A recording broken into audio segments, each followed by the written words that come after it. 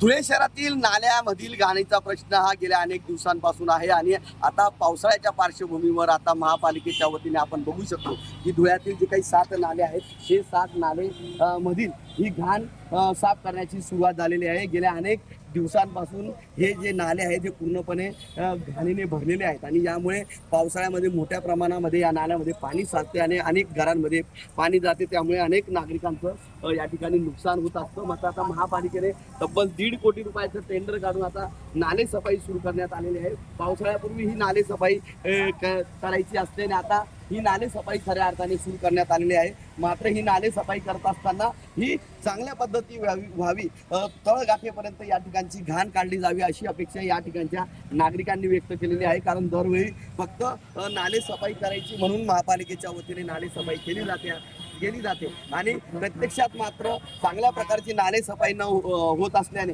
अनेक वेळा जास्त पाऊस झाल्यानंतर या भागातल्या या घरांमध्ये पाणी घुसत असते, त्यामुळे या 7ही नाल्यांची सफाई चांगल्या पद्धतीची करावी अशी मागणी आता जोर धरू लागलेली आहे। मनीष वासोळे, TV9 मराठी, धुळे।